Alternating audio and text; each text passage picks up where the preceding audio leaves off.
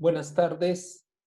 En Historia y Cultura Premoderna nosotros estamos tocando desde hace unas sesiones atrás el tema de la cultura andina. Hoy día vamos a centrarnos en analizar un poquito a más profundidad el tema de la sociedad en los Andes. ¿Cómo estaba estructurada la sociedad? ¿Cuál era la jerarquía social en el mundo andino? Y concretamente analizaremos dos figuras dentro de esa estructura social. La figura del Inca y la figura de las autoridades étnicas. La organización social es un problema, la organización social del mundo andino es un problema que se ha ido estudiando en los últimos 40 años gracias a la etnohistoria y a la antropología. Ciertamente en las crónicas españolas se menciona una especie de estructura social y los antiguos historiadores señalaban que los incas se dividían de alguna manera a través de unos grupos sociales establecidos. Sin embargo, la investigación actual ha demostrado que hay que tener siempre en cuenta dos factores. En primer lugar, que mm, hay un grupo social que es privilegiado, ¿ok? Ese grupo social privilegiado, es decir, los que tenían privilegios, estaban organizados a partir de tres conceptos. Los privilegios que venían de sangre, porque eran familiares, ya eso se le llama la panaca. La panaca era la familia, el grupo familiar del Inca.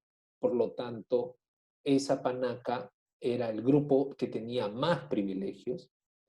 Luego estaban los que recibían privilegios, es decir, no eran panaca, no eran incas, de raza inca, vamos a llamarlo así, pero debido a su posición o a sus características o a su poderío, tenían ciertos privilegios. Esto por lo general se dirige a los señores andinos que eran jefes de otras etnias, de otras civilizaciones que terminaron bajo el yugo de los incas, ¿no? Por ejemplo, el rey de los Chimor, de los Chimú, era un personaje que tenía privilegios, era un personaje que tenía privilegios porque era un rey, aunque ya estaba bajo la tutela de los incas, ¿no? Bajo el dominio de los incas. Y luego, a finales del periodo, aparece un personaje interesante que es aquel privilegiado que recibe el privilegio por un beneficio. Y a ese se le llama llana.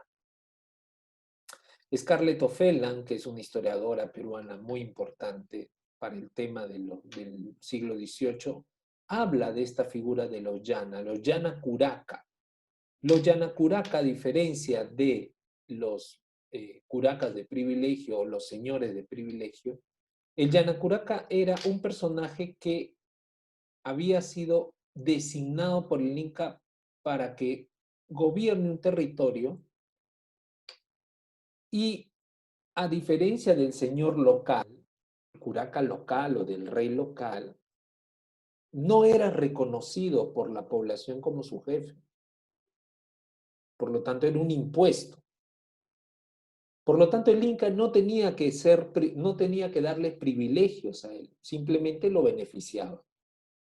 Lo beneficiaba. ¿Cómo lo beneficiaba? Pues le daba comida, le daba mujeres, le daba prendas, lo beneficiaba, pero no necesitaba congraciarse con él. De hecho, el Llana Curaca sí se congraciaba con el Inca. Siempre tenía que quedar bien con el Inca, porque había recibido ese cargo por beneficio, no por privilegio. Entonces, aquí hay un tema bien interesante, porque los incas estaban construyendo, al momento en que llegan los españoles, los incas estaban transformando el sistema jerarquizado de privilegios en el mundo andino, cosa que se quedó trunca, ¿no? Porque estaban empezando a colocar a sus llana curacas, a los suyos, a sus adeptos, en posiciones claves en vez de mantener a los curacas locales. Esto se vino abajo, ¿no? Pero es una explicación de por qué cayó tan rápido el imperio. Porque esos curacas locales que recibían privilegios del Inca, pero que no tenían poder, se enfrentaron a los incas aprovechando el momento. Y es una de las razones por las cuales el gobierno de los incas pronto. Bueno, y por el otro lado está la otro tipo de sociedad, la sociedad no privilegiada, la que no tenía privilegios y la que tenía que trabajar. Así de simple, tenían que trabajar y el trabajo estaba distribuido según las edades. Por lo tanto, no era igual el trabajo para los niños, para las niñas, para los jóvenes, para las jovencitas, para los adultos, para las jóvenes casaderas, para los ancianos, para los hombres mayores. Cada grupo humano tenía un tipo de trabajo. Esto es interesante porque fíjense cómo se está explotando la energía del trabajo de cada uno de estas personas según sus posibilidades. ¿Ok? Esto es un tema clave en la comprensión del mundo andino y era algo que no se entendía, porque antes se decía, sí, todos los hombres entraban a trabajar a los 20 años hasta los 50 años, ya, pero no es igual, porque no es igual la fuerza del muchacho de 20 años que la fuerza del hombre de los 50 años. Bueno, algunos aspectos notorios. En principio, que la organización social marcaba una dualidad en el gobierno. Es decir, a la cabeza de la sociedad no había uno, sino que habían dos que eran iguales, dos jefes que eran iguales. La distribución compleja del poder. Esto es un tema bien arduo, bien largo también de comentar. Es algo que se ha ido descubriendo en los últimos 30 años de investigaciones sobre los incas. Era algo que en nuestros colegios nunca nos habían dicho, porque en los colegios está sostenido sobre la base de un discurso sobre los incas que ya es pasadista, que ya está superado, ¿no? Vuelvo a insistir. Por lo tanto, esa idea de que el Inca tiene a su hijo y su hijo es el heredero, ¿no? Que el que hereda todo el imperio, eso es una visión muy occidental del rey que deja el reino a su hijo, el heredero, el príncipe. Esa idea no es así en los incas. En los incas no es así. En los incas había una compleja red de poder en donde a la muerte de un inca, todos los hijos, porque el inca tenía muchos hijos y muchas mujeres, todos los hijos se enfrentaban entre sí a ver quién ganaba. Y el más fuerte, el más hábil, el que tenía mejores relaciones, era el que se quedaba con el poder. Y él decidía si mataba a los demás o, en todo caso, los incorporaba a su gobierno como sus llana, como sus jefes.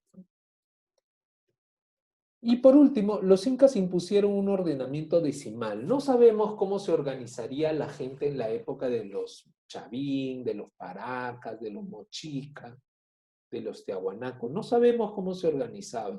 Si por 5, por 10, por 20, por 60, no lo sabemos. Pero lo que sí sabemos es que los incas impusieron un ordenamiento de 10 en 10. 10 y 5 van a ser los modelos de organización. Por lo tanto, la mínima expresión de una organización son 5. El Ayllu son 10. Más grande, 50. Mucho más grande, 100. Luego viene 500 y el más poderoso Curaca, tiene 1000 familias. 1000 familias distribuidas en un territorio que podía ser muy chiquitito o podía ser muy grande, porque el territorio en realidad no es lo importante es la fuerza de trabajo, las familias que trabajan. Porque ese territorio chiquitito puede ser un valle muy productivo, por lo tanto no se necesita más que 1000 familias concentradas en ese pequeño territorio para producir. Y en cambio, en la sierra, en los Andes, en la Puna, en la Jalca, ¿no? En la zona quechua se necesitan grandes territorios, pero para trabajarse por 10 familias, porque es la ladera de un cerro. Entonces, hay que tener en cuenta que el ordenamiento decimal es clave para entender la distribución de la fuerza de trabajo entre los incas. Y ahí tenemos una pirámide más o menos adecuada a lo que estamos diciendo, ¿no? Ciertamente Ciertamente no es tal vez la forma en que se puede explicar bien, pero al menos nos diferencia, ¿no? ¿Quiénes serían las clases privilegiadas? Las panacas, la nobleza de sangre. Yo no le llamaría nobleza, le llamaría privilegiados de sangre, ¿no? Y esos ayllus incaicos y sacerdotes no es otra cosa que... No hay otros ayllus incaicos de sangre y sacerdotes que no formen parte de la panaca.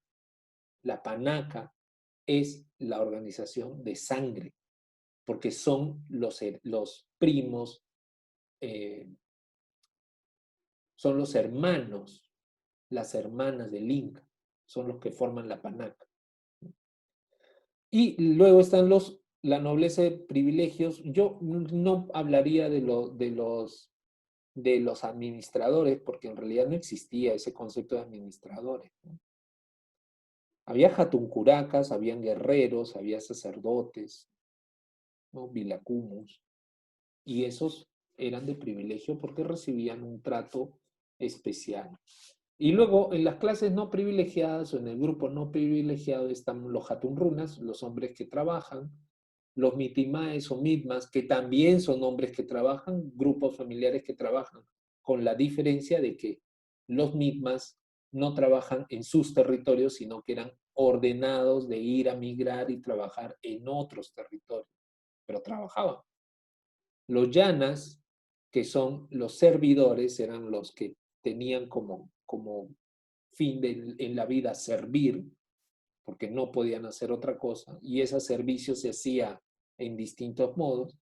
Y por último, los piñacunas, que son los esclavos, ¿no? Los esclavos, por lo general, eran los rebeldes o los que habían sido cogidos como esclavos, y a estos los mandaban a los cocales en la selva alta, a los territorios más difíciles en realidad, ¿no? Trabajar con el sol en la selva alta debe ser terrible, pues ahí los mandaban a que trabajaran. Entonces, como pueden ver, la estructura social en el mundo andino, en el mundo de los incas, que es lo que estamos viendo como base, pues tiene sus propias particularidades y sus peculiaridades, ¿no? Eh, y sus peculiaridades. Y lo que tendríamos en todo caso que tener en cuenta es que en los incas va a ser en los grupos andinos en general, pero principalmente en los incas porque es lo que sabemos, ¿no? No sabemos cómo era el tema en el mundo mochica, ¿no? Eh, en el mundo andino, lo que va, como ustedes pueden darse cuenta, va a haber esos tres elementos claves: sangre, privilegio y beneficio, van a estar conectados.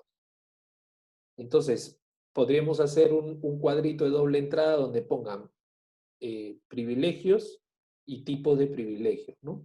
Y ahí pueden darse cuenta cómo se va colocando quiénes tendrían más privilegios, quiénes tendrían menos privilegios, quiénes tendrían dentro solamente de los privilegiados. Y entonces piensen ustedes en una sociedad que estructura sus relaciones de esa manera. Piensen ustedes en cómo sería una sociedad donde los que tienen más no son los más ricos, sino los que que tienen la misma sangre. Y el tener la misma sangre es un hecho fortuito, no es algo que se esté pensado. Es un hecho totalmente fortuito. Entonces, fíjense cómo el privilegiado de sangre podía ser uno que tuviera padre y madre iguales,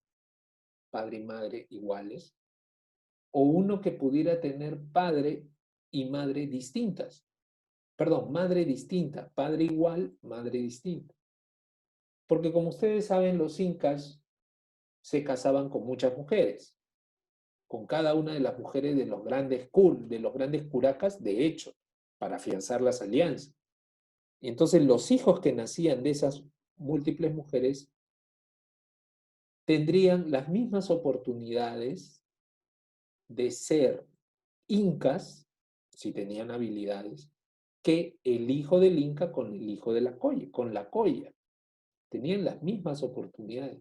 ¿Por qué? Porque el privilegio no estaba en un tema hereditario, sino estaba en un tema de capacidades.